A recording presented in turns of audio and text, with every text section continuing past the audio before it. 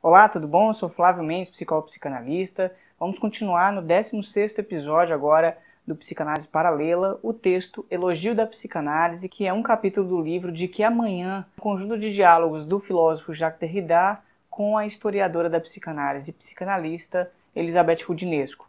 A gente fez um primeiro passo aí do texto, é um texto que tem umas 35 páginas, e a gente fez um primeiro momento falando do que o Derrida e a Roudinesco conversam sobre a questão dos amigos da psicanálise, né? Nesse momento eles estão caminhando para uma outra parte do texto, mas no primeiro momento que eu fiz no episódio anterior, eles estão discutindo sobre o primeiro contato que eles tiveram com a psicanálise, e a própria Roudinesco vai exortando, lembrando o Derrida sobre sua relação com a psicanálise, e ele vai comentando a sua relação tanto com a obra do Freud quanto com a obra do Lacan. Se você acompanhou o episódio anterior, eu tirei um tempo dele só para falar da proposta de desconstrução e da diferença do Derrida, como que ele foi caminhando, produzindo essa concepção, essas concepções para fazer um trabalho de desconstrução do pensamento filosófico metafísico muito presente nas obras dos seus contemporâneos e tal, e ele vai chegando por consequência tanto a obra do Freud quanto do Lacan. Eu falei de dois textos, cada um de um desses autores, que foram o Bloco Mágico e o seminário sobre a carta roubada. Então esse foi o primeiro episódio e eu vou continuar agora da parte que eles seguiram na conversa. Eu vou continuar na página 206 e eu devo ir até a página 211, mais ou menos umas 5 páginas, que é um período do texto em que eles estão dialogando sobre a questão da metapsicologia freudiana. Eles fazem uma reflexão, cada um tendo um ponto de vista distinto da importância, do valor e do lugar da metapsicologia dentro do campo da psicanálise. Tudo bem? Então eu vou caminhar um pouco mais aprofundadamente no que é, como funciona, de que maneira a gente pode se servir e qual a opinião de cada um dessas pessoas, tanto do Derrida quanto da Roudinesco, a respeito da metapsicologia. Eu queria até aproveitar esse momento para dizer o seguinte: na busca que eu venho fazendo de materiais para entender um pouco melhor da relação do Derrida com a psicanálise, eu encontrei alguns materiais a mais do Joel Birman, que é um psicanalista carioca, e ele faz algumas discussões articulando aí, ou apresentando a proposta que o Derrida fez da obra freudiana e lacaniana. Então eu vou colocar aqui na descrição do vídeo alguns textos que eu encontrei do Joel Birman. Tem uma reportagem que ele fala sobre o Derrida e a psicanálise, e tem também um material sobre a crueldade que ele discute. Eu vou colocando aqui, tem um outro também, sobre a filosofia após a psicanálise, e aí também ele está discutindo isso, mas aí esse último não é um texto que eu achei facilmente, ele está dentro de um livro que eu encontrei no Google Books, mas aí eu vou disponibilizar o título e tudo mais, caso você tenha interesse em dar uma lida nisso, tá ok? Então, eles continuam a conversa. Na página anterior, 205, o Derrida estava falando da sua aproximação com o texto freudiano e lacaniano, e aí nesse momento a Roudinesco diz assim para ele que ele não tomou a obra freudiana a partir dos grandes textos metapsicológicos, mas foi por outros textos, como por exemplo o Mais Além do Princípio de Prazer, que é um texto de 1920, e textos marginais como A Inquietante Estranheza, que é o estranho que a gente conhece na obra da tradução standard da obra freudiana, assim como os textos de telepatia, que são Psicanálise e Telepatia, Sonhos e Telepatias. Então ela está comentando isso: olha, você não chegou no Freud lendo as grandes obras, você chegou pelos textos marginais, pelos textos especulativos, como Além do Princípio do Prazer. Ele diz assim: eu sempre fiz isso, e isso não é apenas em relação ao Freud.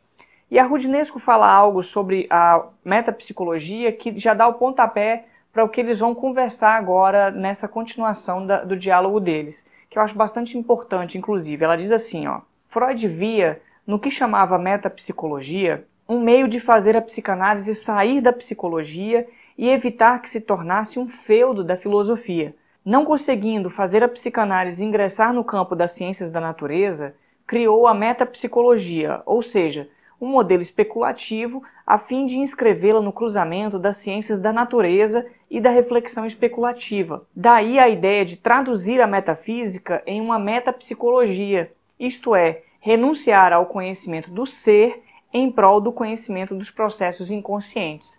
Eu acho que aqui a gente já tem uma noção muito boa para pensar o que seria a metapsicologia e qual o seu lugar dentro do campo psicanalítico. Eu queria dar uma pausa no texto para caminhar um pouco, apresentar um pouco rapidamente a metapsicologia, tá?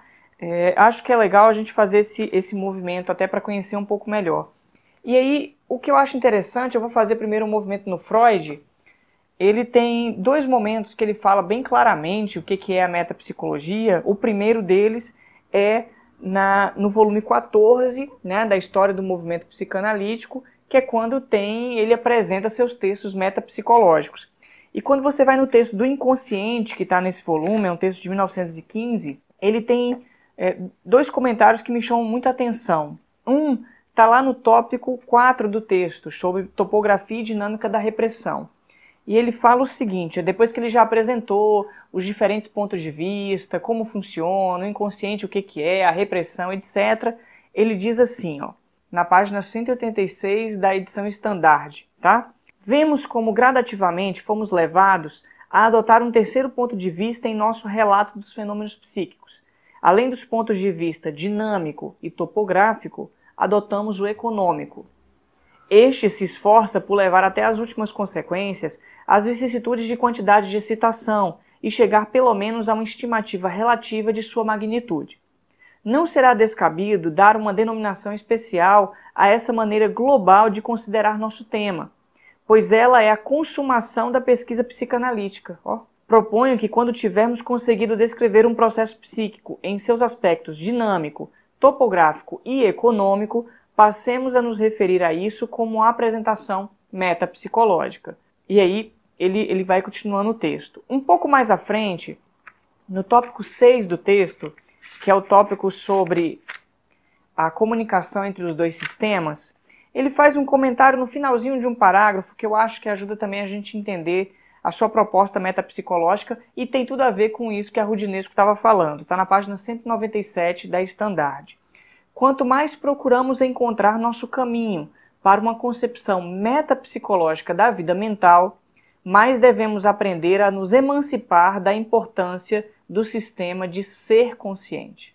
Dá para entender? Então a metapsicologia ela vai no contrário da ideia da consciência ou de entender os aspectos conscientes do sistema do processamento mental, do funcionamento mental. Tá? Um outro livro do Freud, um outro texto dele, melhor dizendo, quando você vai no Além do Princípio do Prazer, ele está no volume 18 da obra do Freud. Quando você chega lá, na primeira página do texto mesmo, o Freud dá uma retomada nesse aspecto da metapsicologia. E aí eu lerei um pedacinho desse parágrafo, a última parte do primeiro parágrafo, está na página 17 do livro, para a gente entender e um pouco mais à frente, ó. Levando esse curso em conta na consideração dos processos mentais, que constituem o tema de nosso estudo, introduzimos um ponto de vista econômico em nosso trabalho. E se, ao descrever esses processos, tentarmos calcular esse fator econômico além dos topográficos e dinâmicos, estaremos, penso eu, fornecendo deles a mais completa descrição que poderemos atualmente conceber, uma descrição que merece ser distinguida pelo nome de metapsicológica. Então isso já dá a entender para a gente como que o Freud coloca a metapsicologia para além da ideia de uma consciência, do foco na consciência. Então ele sai desse campo de pensar o ser consciente, os processos mentais conscientes. E aí, para a gente conhecer um pouco melhor o que é a metapsicologia, a gente tem aí, segundo Freud, 3 pontos de vista que são importantes para compreender o funcionamento psíquico. E esses pontos de vista são o topográfico, que faz uma distinção dos lugares do psiquismo. Topos, né, vem de lugar. Então a topografia do psiquismo, que aí a gente tem a primeira tópica que o Freud apresenta no próprio texto do inconsciente, que é o inconsciente, pré-consciente e consciente. É essa divisão entre o inconsciente de um lado e os sistemas pré-consciente e consciente, o sistema perceptivo consciência de um outro lado.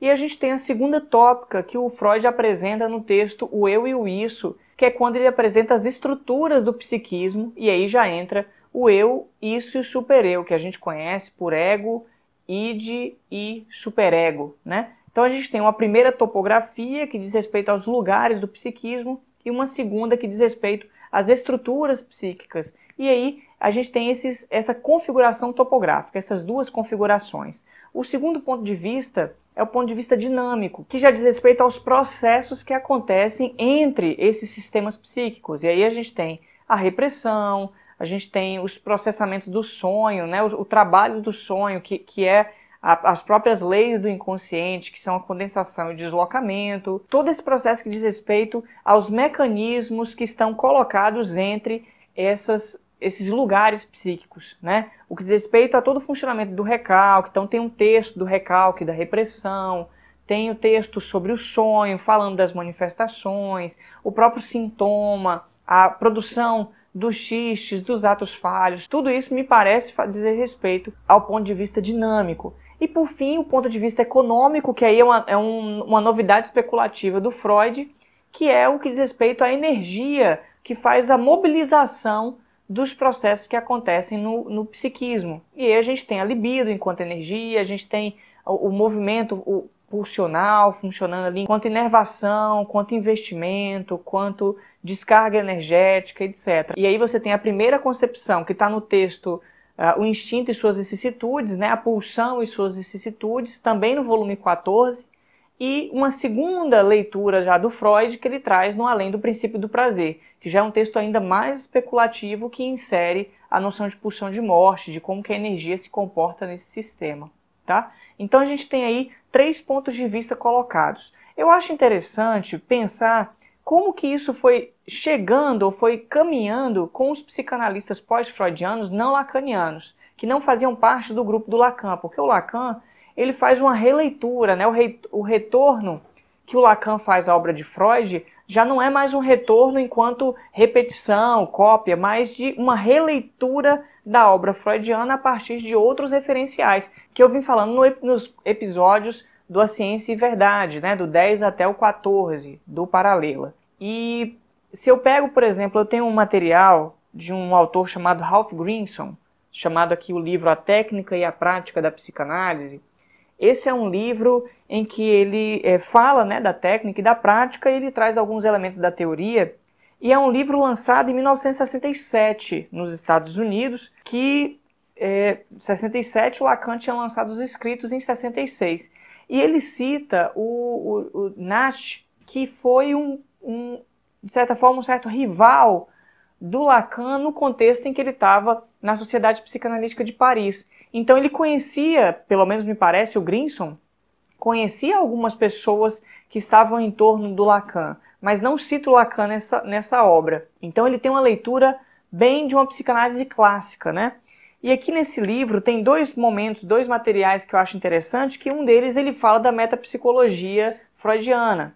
Ele chega aqui e diz assim, na página 21 desse livro, ele tem um tópico chamado A Metapsicologia da Psicanálise, e diz que ela se baseia num número de hipóteses para pensar a teoria psicanalítica e que os trabalhos metapsicológicos de Freud não são nem sistemáticos nem completos e estão espalhados por sua obra.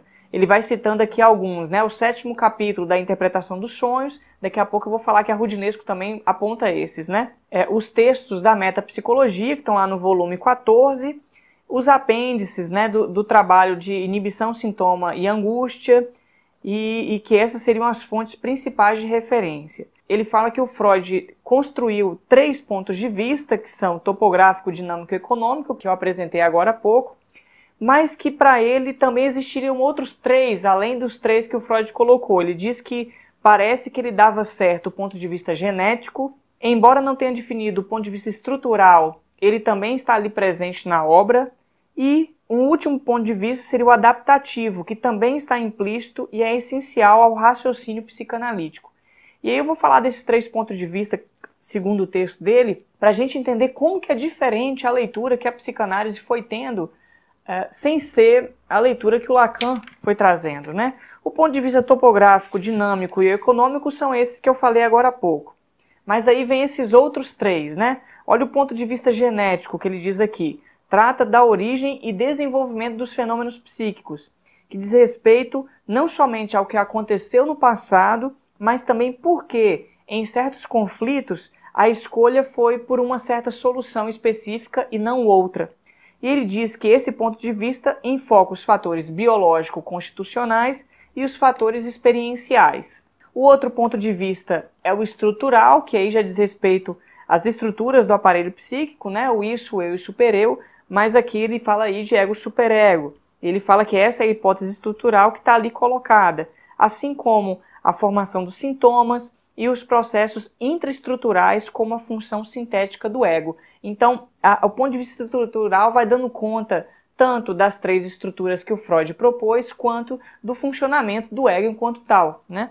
E um terceiro ponto de vista seria o adaptativo, que ele fala que, embora o Freud tenha feito somente uma alusão a isso, todas as questões relacionadas à interação do indivíduo com o ambiente, aos objetos de amor e de ódio, às relações com a sociedade, tem a ver com essa hipótese. E tudo isso diz respeito à questão da adaptação. Então, olha que interessante pensar como que a psicanálise caminhou com o pessoal da psicanálise clássica, lá pós-freudiana, não lacaniana, porque eles foram no sentido de ampliar os pontos de vista, a forma de leitura. Eu estou tomando Ralph Grinson como um exemplar, né, dos psicanalistas daquela época. Então eles foram acrescentando outros pontos de vista que foram aumentando a compreensão que se tinha do ego, da relação do ego com o ambiente, das escolhas que o ego foi tomando para dar conta dos diferentes processos. Então dá para entender por que isso vai se tornando uma psicanálise do ego,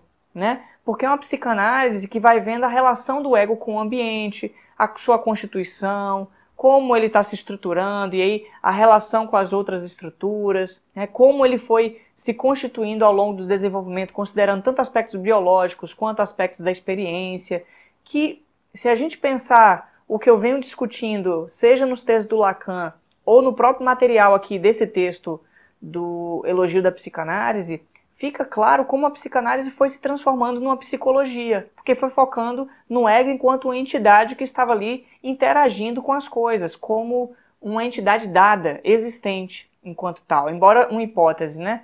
E aí tem algo, além também nesse texto, que eu acho interessante para a gente conversar e entender um pouco melhor, que é o seguinte: ele tem um momento que ele fala sobre a concepção que ele tem sobre a questão da pulsão de morte. Porque os psicanalistas pós-freudianos não lacanianos, com exceção também de Melanie Klein, não aceitaram a concepção da pulsão de morte e ficaram na questão da pulsão de vida, das relações entre a autopreservação e as relações objetais, etc., que é a primeira concepção do Freud sobre a pulsão.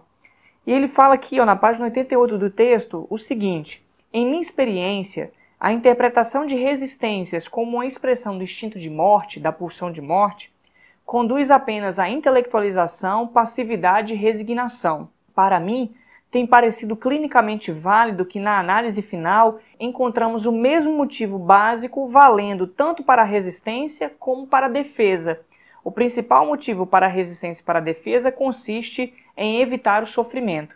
Então, a concepção que ele está trazendo fundamental é de que tudo diz respeito à evitação do sofrimento, que é bem distinto do que o Freud traz no Além do Princípio do Prazer, porque a evitação do sofrimento é o próprio princípio do prazer se colocando, ele evita o desprazer, né? E a pulsão de morte, o instinto de morte, ele já vai no sentido da agressividade, da crueldade, do retorno a um estado inanimado, do ódio contra si mesmo, etc. E aqui toda a leitura que comparece vai no sentido da evitação do sofrimento. Então, dá para entender como que a psicanálise que é não lacaniana, foi caminhando, expandindo a discussão e a compreensão sobre o ego. Como que o ego lida com a realidade, como que ele lida com as relações objetais, quando lida com o amor e com o ódio, como ele vai lidando com esses diferentes processos que estão aí, inclusive com as estruturas psíquicas. E aí é interessante pensar que onde aparece uma concepção adaptativa dentro da psicanálise, também aparece uma concepção que rejeita a noção de pulsão de morte.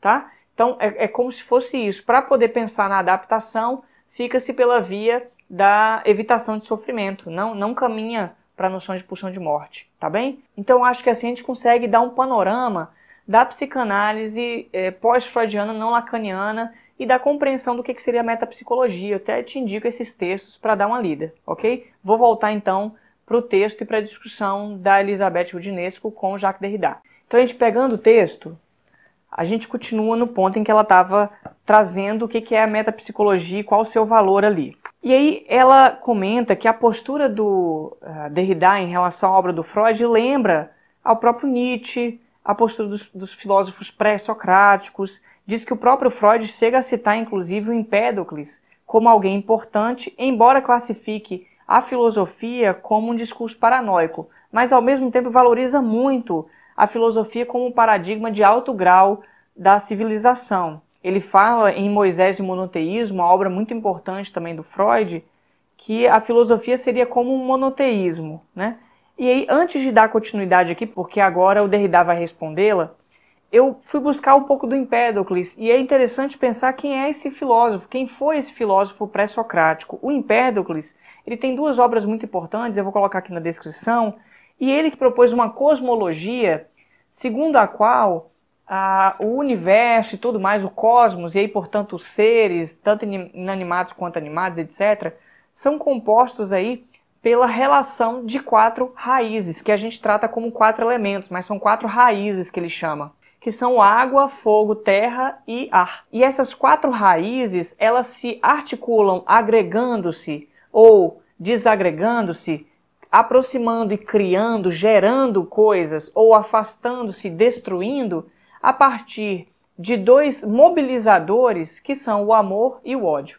Então olha só a ideia, tanto do cosmos articulada em função de 4 raízes, que são mobilizadas em função do amor e do ódio, e que é o que o Freud traz para sua obra, embora ele não diga isso, é como se fosse ali um conhecimento que está dado, né?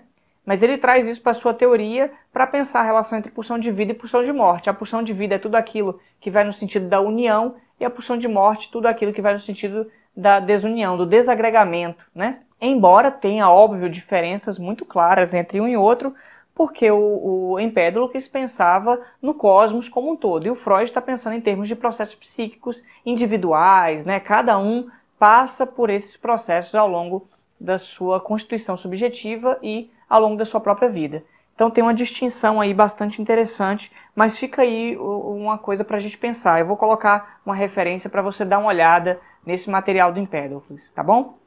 A Rudinesco então pergunta por que o senhor Derrida não tomou como objeto de reflexão a noção de metapsicologia.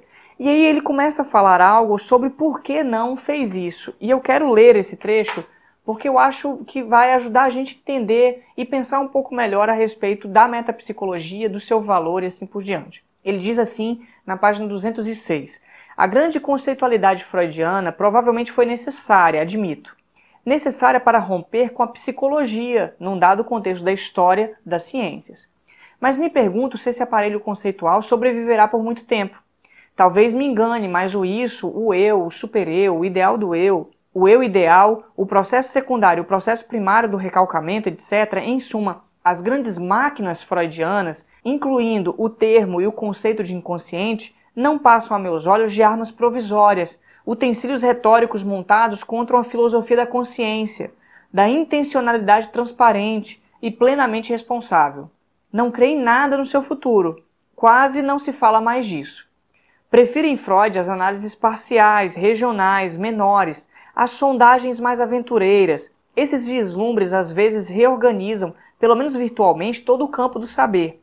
É preciso, como sempre, estar disposto a se render a eles e poder lhes restituir sua força revolucionária. Então olha o valor do que ele está colocando, né? Foi importante os conceitos do Freud, que ele chama de grandes máquinas freudianas, que dizem respeito ao aparelho conceitual, mas o importante da psicanálise não seriam os conceitos que o Freud criou, até porque o Derrida já falou antes que eles têm um peso na metafísica também, embora tenham sido utilizados para criticar a filosofia da consciência, a filosofia do ser, a presentificação, como o próprio Freud falou no texto ali do inconsciente, que eu citei há pouco.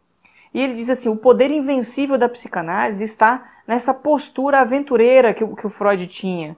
E isso faz com que alguma coisa a mais possa se colocar, principalmente pensando a psicanálise como uma razão sem álibi teológico ou metafísico. Isso porque a psicanálise vai contra toda a questão relacionada a um certo poder, a uma certa potência, mesmo pensando a questão do poder a questão da crueldade, a questão da soberania, de exercer um certo poder sobre o outro, por conta da conceitualização da pulsão de morte. Então, a psicanálise teria essa forma sem álibi, e ele comenta um pouco mais, dizendo assim, no final da página 207, mas a visada em si, digo efetivamente, a visada da revolução psicanalítica é a única a não descansar, a não se refugiar, em princípio, no que chamo um álibi teológico ou humanista. Eis porque ela parece aterradora, terrivelmente cruel, impiedosa.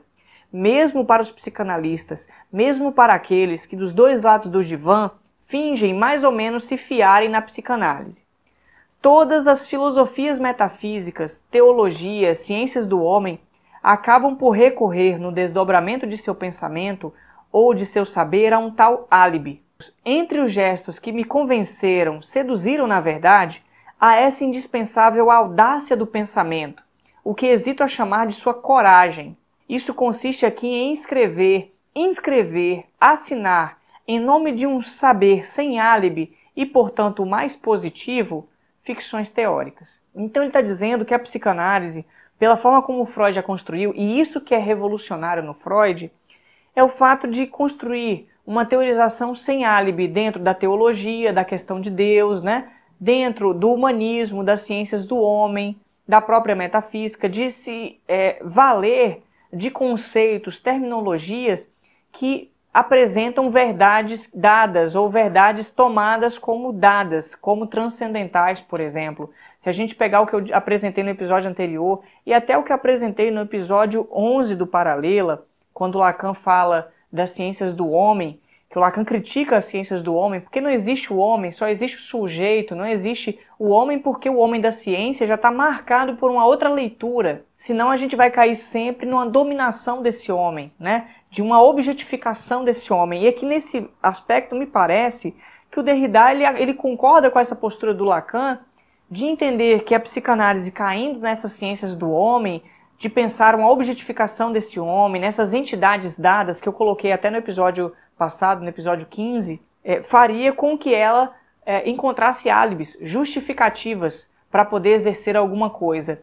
E o Freud constrói um campo sem um álibi dentro desses outros campos. E aí isso é algo inovador, isso é revolucionário e permitiria inclusive ao Freud caminhar especulando da forma mais livre possível, pensar a respeito de um conjunto de questões importantes. Ele fala aqui que isso obrigava ali o Freud tanto a fazer estratagemas, negociações no saber, teoremas para poder pensar suas proposições. Ao mesmo tempo, provoca uma dívida da posição teórica por conta de ser um gesto performativo em relação à obra de uma ficção, porque isso fica claro que se produz uma ficção. Embora isso me colocou questões quando eu estava lendo, porque me fez lembrar do que eu falei do Popper no episódio 9 do Paralela, quando ele fala de que a ciência, na visão romântica que ele tem, considera pelo menos dois aspectos. Um deles é a possibilidade de construir ideias ousadas. E a segunda seria o fato de ter uma crítica muito rigorosa sobre essas ideias ousadas. Então, no primeiro aspecto, no que diz respeito às ideias ousadas, me lembra muito o que o Derrida está falando sobre a audácia do pensamento, ou seja, de se valer da possibilidade de construir novas formas de pensar o homem, pensar a vida, etc. Ao invés de cair nas formas rasas, ao invés de cair nas formas psicologizantes, né, de leitura. E aí ele fala que, nesse sentido, cai todo um crédito em cima da questão da ficção.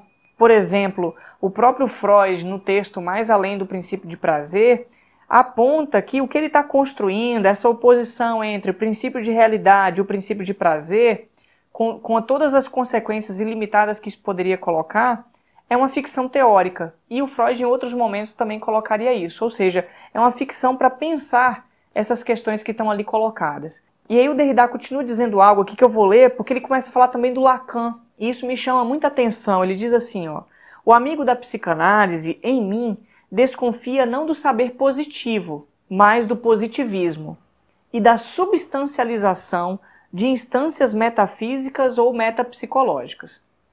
As grandes entidades, eu, isso, supereu, etc., mas também as grandes oposições conceituais, sólidas demais, e, portanto, tão precárias que se seguiram as de Freud, como, por exemplo, o real, o imaginário e o simbólico, que é da obra do Lacan, etc., a introjeção e a incorporação, me parecem carregadas, e tentei demonstrá-los mais de uma vez, pela inelutável necessidade de alguma diferença que apaga ou desloca suas fronteiras. Priva-as, em todo caso, de todo rigor.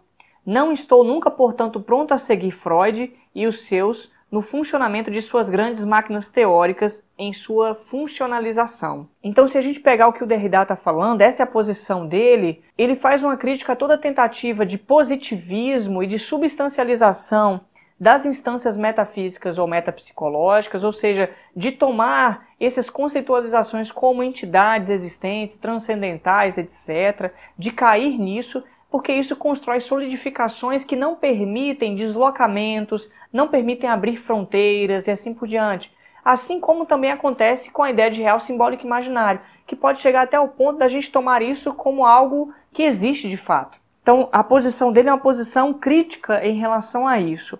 E a Roudinesco já toma uma outra postura, que aí eu vou continuar. Esse trechinho eu quero ler porque eu acho que é muito valioso e vai servir para a gente refletir.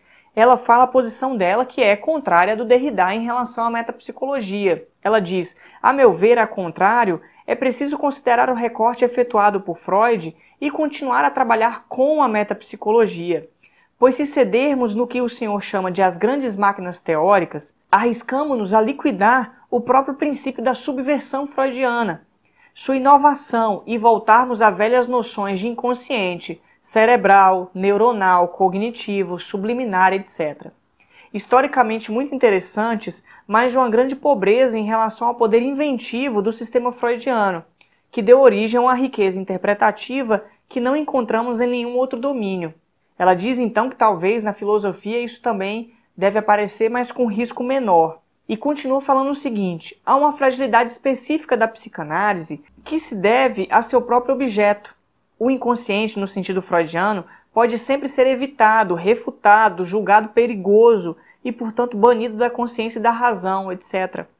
Daí a necessidade, para resguardar a criatividade, de retornar incessantemente ao gesto original de Freud, contra os dogmas que a psicanálise suscita ela mesma quando pretende ultrapassar Freud, isto é, enterrá-lo. Então a postura dela é de sim retornar aos conceitos metapsicológicos, porque eles são fundamentais para que não se caia nessas outras formas de pensar o inconsciente, que são entidades, né? O psiquiatra entende o inconsciente como o inconsciente cerebral, né? O cognitivista, o inconsciente cognitivo, ele existe, ele está lidado. A gente vê pessoas falando do cérebro como se ele fosse uma entidade que está dentro da gente, né? Eu fiz aquilo porque meu cérebro que quis. Então isso é uma forma de substancializar essas entidades todas, né? Sair de um outro campo de leitura e entrar nessa metafísica que tem um bicho dentro do bicho, né? Que tem um homúnculo dentro da gente. E a gente também pode fazer isso com os conceitos do Freud e do Lacan. Então não é difícil isso acontecer quando a gente fala assim, porque meu inconsciente fez isso. Quando eu digo isso, eu estou tomando o inconsciente como um homúnculo, né? Um serzinho que está dentro de mim me fazendo fazer coisas. E na verdade não é por essa via que a gente tem que tomar. O próprio comentário que eu falei, quando o Lacan fala, acho que foi no episódio 10, que o Lacan fala, né? Sobre nossa posição de sujeito, somos sempre responsáveis. As pessoas tomam essa frase como se todos nós somos sujeitos e, portanto, responsáveis por isso. Mas, na verdade, essa posição de sujeito é a conceitualização do que é o sujeito. O psicanalista é responsável pelo conceito de sujeito que ele tem, mas o conceito de sujeito não é um serzinho que está dentro da gente. E então, o Derrida responde para terminar essa parte que eles estão comentando aqui. Ele diz assim, olha, de um ponto de vista histórico, compreendo perfeitamente que se possa justificar a construção do discurso freudiano, mas sob a condição de saber que o campo no qual ele trabalhou não é mais o nosso. Alguns elementos perduram, mas eu não faria do inconsciente e das instâncias da segunda tópica, isso eu, super-eu, conceitos científicos e cientificamente garantidos. Olha a noção de ciência que ele está tendo aqui, tá? E eu retomo o episódio do Popper lá para pensar nisso.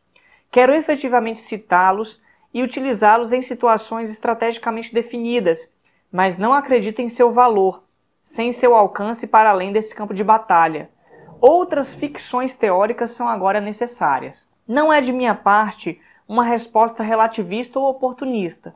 Ao contrário, é um cuidado com a verdade científica e uma lição tirada da história das ciências, da vida ou do progresso das comunidades científicas, que são também comunidades produtivas, performativas, interpretativas. Me parece que ele tem uma leitura próxima da do Kuhn, que entende a ciência a partir das comunidades científicas e dos paradigmas que cada uma dessas comunidades se propõe, diferentemente do Popper, tá?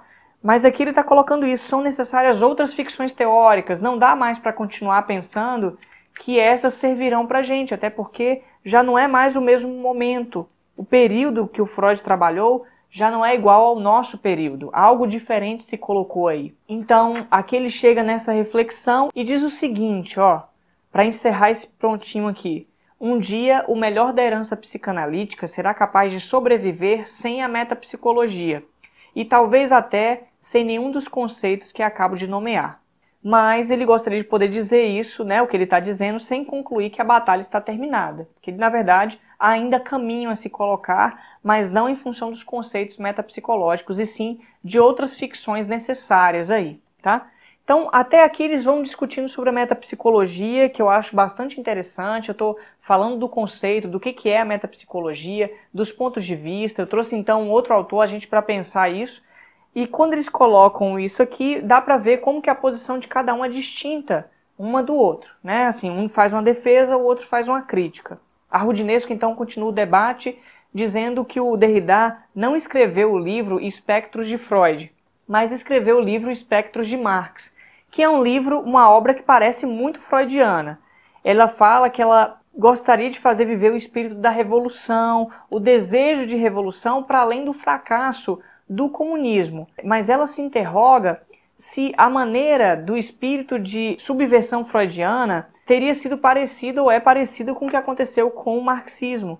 Ela diz que enquanto tratamento e prática terapêutica, a psicanálise não fracassou do mesmo modo que o comunismo, que deixa um duplo sentido, pelo menos para a gente que lê em brasileiro, né, no português nosso, que ela diz assim, né, que a psicanálise não fracassou do mesmo modo que o comunismo. Isso significa que ela não fracassou, mas o comunismo sim? Ou significa que, embora tenha fracassado, o seu fracasso não foi igual ao do comunismo? Eu deixo aí para você fazer a leitura e trazer essa interpretação, tá? Entretanto, ela diz aqui que a força clínica da psicanálise não vai vir da própria psicanálise, porque ela está se esclerosando em função de suas instituições que estão caindo num academicismo muito grande.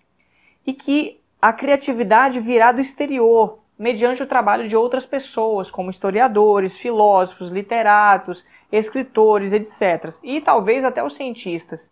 Então ela está trazendo aqui um questionamento. E ela fala que, embora ela seja filha da psicanálise, porque ela nasceu em berço psicanalítico e se formou dentro do campo psicanalítico, atualmente ela tem se considerado muito mais como uma amiga da psicanálise por conta da dicotomia que se coloca entre a prática clínica, que diz respeito ao meio psicanalítico, e, de um outro lado, a própria relação com a construção e a produção intelectual, que aí já aponta para um exterior à psicanálise. E por conta disso, ela se vê numa certa relação de amizade com a psicanálise. Então, essa questão do amigo da psicanálise vai se colocando o tempo todo, né? O amigo da psicanálise é aquele que não está tão dentro, nem tão fora, digamos assim, mas se coloca a uma certa distância para poder tanto valorizar o lugar da psicanálise quanto colocar um conjunto de questões a ela, de criticá-la, de refletir com ela, muito do que o Derrida está falando aqui e está trazendo em função da sua produção teórica. E eu acho interessante isso que a Roudinesco está trazendo sobre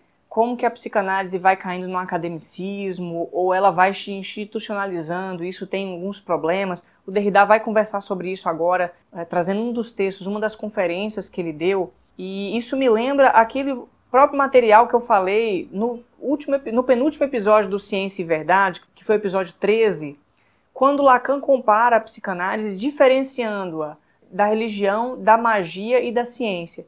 E no que diz respeito à religião, ele faz uma crítica para que a psicanálise não caia num modelo de instituição tal qual a religião, para se afastar disso, se recusar a toda aproximação com isso. E a gente vê como que a psicanálise cai muito nisso, né? Como que os psicanalistas, quando vão se organizando, tendem a cair numa forma religiosa de pensar a psicanálise, assim, e isso causa estranhamentos, dificuldades, etc. Hoje a gente tem encontrado críticas a isso, mas eu acho que é um ponto interessante. Tem uma obra, inclusive, chamado Nos Bastidores da Psicanálise, escrito pelo Sérvulo Figueira, na verdade é uma coletânea de artigos dele, é um psicanalista, em que ele fala sobre como a psicanálise está inscrita em um conjunto de crises, porque a história da psicanálise é uma história das suas crises. E essas crises dizem respeito à própria forma como o Freud construiu o campo, que não delimitou tão claramente algumas questões, deixou muitas coisas em aberto. Como era uma obra em progresso, né, assim, uma obra encaminhada aí, ele foi deixando muitos pontos abertos, ele ia e voltava em várias questões, ele fazia análises, inclusive, às vezes contraditórias, deixava pontos ali não articulados, não resolvidos, e isso, por um lado, é bom, porque dá abertura para a gente fazer leituras muito distintas da obra, como, por exemplo, o que os pós-freudianos fizeram, que eu citei agora há pouco, também o próprio Lacan, a leitura que ele faz, o próprio Derrida aqui fazendo, etc. Então, de um certo modo, permite muitas leituras, e, por consequência a isso, permite leituras muito complicadas. Então, o Sérvulo Figueira ele traz essa discussão por conta desse problema que vai se produzindo na psicanálise, que é a crise constante, e que é algo com o qual todo psicanalista vai ter que lidar ao longo do seu percurso, por conta das relações institucionais, por conta da questão da clínica, por conta da produção teórica, etc. Tá? Então, eu acho que é um assunto importante para a gente pensar. O Derrida, na página 210, continuando com esse debate com a Roudinesco, diz que tem um único ponto de discordância, porque a filosofia conhece roteiros e questões pelo menos análogos a isso. E ele diz uma frase aqui que me pareceu muito legal, olha, não se desconstrói simplesmente progredindo, sem riscos. É preciso sempre reafirmar alguma coisa do passado para evitar uma recaída ainda pior, ou seja, é necessário sempre ter um certo pé no passado para poder fazer essa progressão, para poder fazer uma caminhada. A desconstrução não começa do nada, do zero, né? Sempre tem um material a partir do qual caminhar. E ele fala que muitos avisos de falecimentos foram dados em relação ao Marx e ao Freud. É interessante porque a teoria marxista e a teoria freudiana, elas são muito importantes por conta do seu impacto social, político, ideológico, cultural, etc., ao longo mais de século aí, né? E o próprio Popper, no texto lá do Problema da Demarcação, no episódio 9, cita Marx e Freud como os dois campos que ele se serve para pensar o que não é ciência, ou o que foi ciência, deixou de ser, ou o que é uma pseudociência, porque se imuniza. Então perceba como que esses dois autores são fundamentais para a gente refletir e caminhar para diferentes obras. Hoje a gente vê um momento que as pessoas ficam criticando a obra do Marx, sem inclusive terem lido, dizendo que ele estava errado, que sei lá o quê. Mas para você dizer que alguém está errado, você tem que ir lá, você tem que ler o texto, você tem que entender o que essa pessoa está dizendo e ver inclusive o valor dessa obra em termos de impacto social, político, ideológico, cultural, dentro dos campos científicos e outros, etc. Então, se você não faz essa caminhada para ler esses autores, você fica no raso, você fica numa leitura do senso comum, você fica acreditando em todo tipo de notícia que te chega. Então, acho que vai no contrário do posicionamento que eu estou trazendo para o Psicanálise Paralela, né? A gente tem que ler, a gente tem que entrar no texto, etc.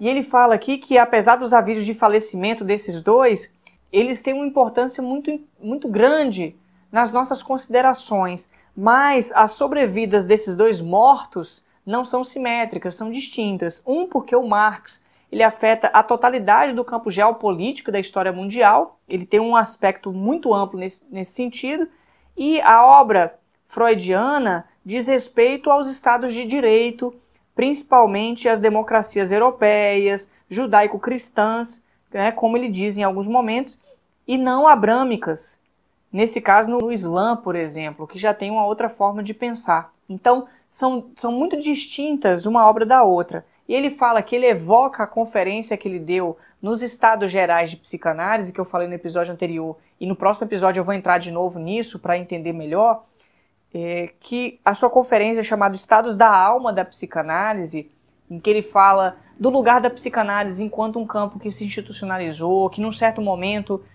construiu-se aí e se internacionalizou no mundo, etc., que isso serviu para a psicanálise ganhar um certo lugar de soberania, mas que coloca a psicanálise num certo lugar com a crueldade, com o poder, que toca no próprio conceito de pulsão de morte que o Freud construiu, né? Essa busca, essa pulsão de poder aí.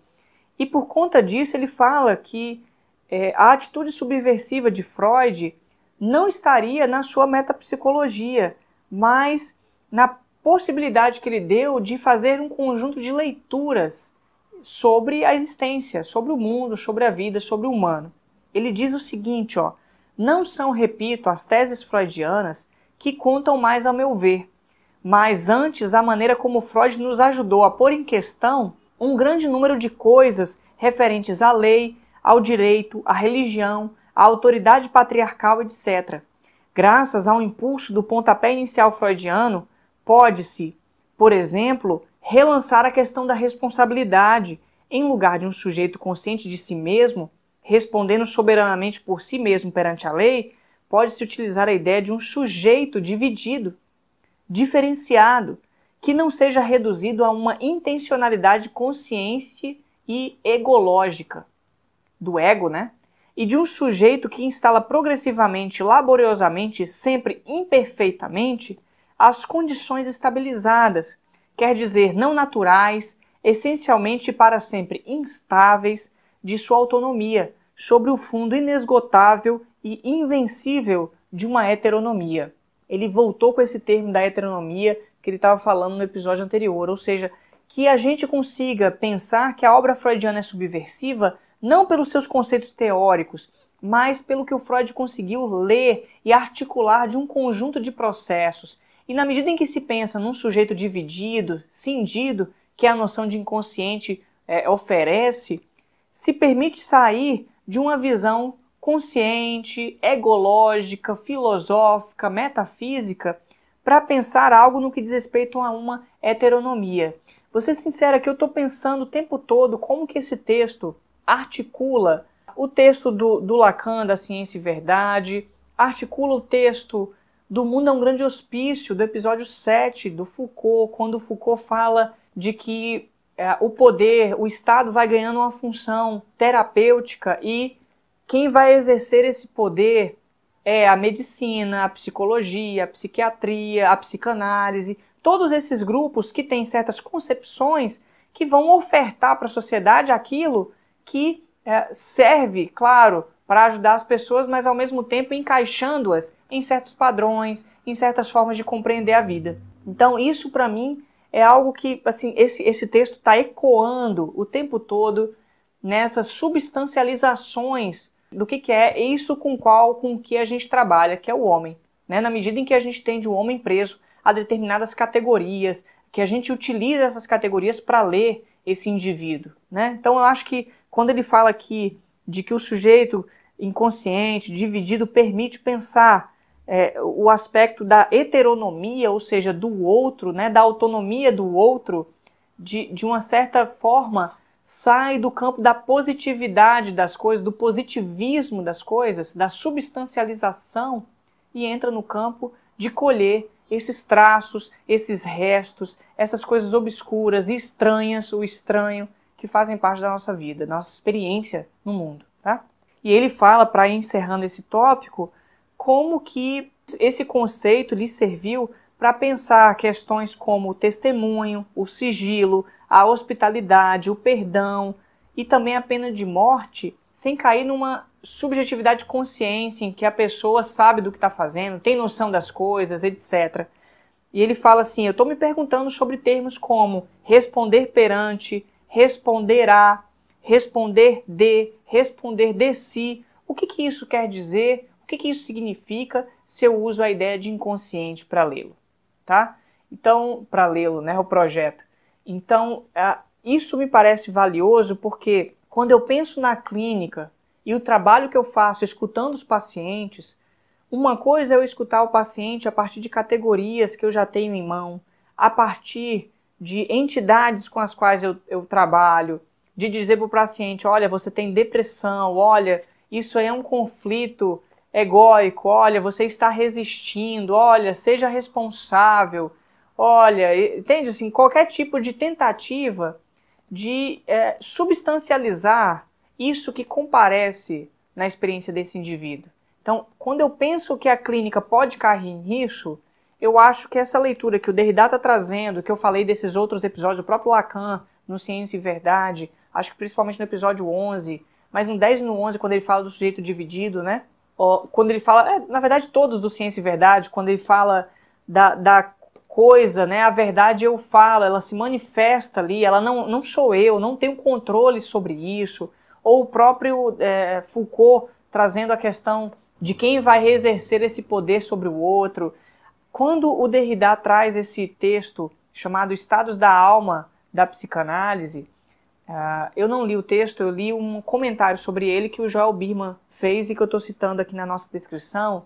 O Derrida traz uma noção de que a psicanálise, ela, por ter um conceito de pulsão de morte, né, que diz respeito à destruição, ao poder, à soberania, à crueldade, ela é um dos campos que tem condições de fazer uma leitura sobre isso que acontece nas relações humanas. E que, ao mesmo tempo, ela pode cair nesse problema, na medida em que ela também exerce uma prática. Então ela pode, tanto teórica como tecnicamente, cair no engodo, no erro, de exercer também essa prática do poder. Então isso é uma questão para a gente pensar, porque a gente está aí em volta com a questão do poder o tempo inteiro. E isso se realiza nas relações entre analisando e analista, paciente, terapeuta, profissionais e pacientes, mas também se realiza dentro do contexto de institucionalização da psicanálise. Isso acontece em todo tipo de lugar em que há relações entre pessoas. Então a gente tem que se haver com isso. Para pensar o que está acontecendo no nosso país agora em termos do poder, tá? No mundo, na verdade, né?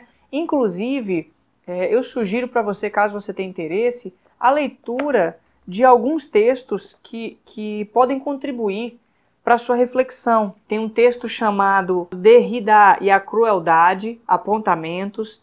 Tem também Crueldade e Psicanálise, uma leitura de Derrida sobre o saber sem álibi. São textos que eu acho que a gente tem que se aproximar deles para lê-los, para pensá-los, tá? Então eu acho que vale a pena a gente se aproximar dessas reflexões desses autores que estão discutindo, trazendo aí o que o Derrida está trazendo, está falando, para a gente pensar, tudo bem? Também indico um filme que foi lançado recentemente, que eu acho que vale a pena assistir, chamado Bacurau. Você assistiu esse filme? Se assistiu, coloca no comentário, vamos conversar sobre isso, porque eu acho que aponta para essa questão também do poder, da soberania e do poder. Vamos conversar sobre isso, tá ok? Eu vou encerrar o episódio aqui então, nesse momento. Acho que deu para dar conta do que é a metapsicologia. Eu não me aprofundei, obviamente, nela, caberia um aprofundamento. Mas eu acho que talvez está dando para entender a distinção entre os diferentes autores. Aí eu acho que essa é uma ideia principal para você poder pegar para você na sua compreensão e no seu estudo. Também a forma como o Derrida e a Roudinesco pensam a metapsicologia. Eu me vejo hoje numa posição muito mais próxima da que o Derrida aponta, né, de que é preciso criar novas ficções, embora eu entenda a posição da Roudinesco e me aproxime dela. O que eu estou fazendo com o Projeto Paralela é exatamente ver essas distinções entre os autores, as formas como cada um pensa a psicanálise, para refletir sobre isso e caminhar um pouco no meu próprio percurso também de estudo e, consequentemente, ajudar você a pensar no seu percurso, tá bem? Eu vou continuar o texto no próximo episódio, no 17, a partir da página 212, quando eles começam a discutir sobre geopsicanálise, caminhando inclusive na questão do poder, da soberania, da crueldade, nas discussões dos estados gerais de psicanálise. Tá ok? Um abraço, um bom estudo. Se puder, deixa sua curtida, que é muito importante, põe seu comentário, vamos dialogar um pouco mais sobre esse assunto, porque eu acho que ele é bastante necessário para a gente pensar o campo psicanalítico e, consequentemente, nossa prática, o trabalho que a gente realiza no campo clínico. Tá? Um abraço e até mais. Tchau, tchau.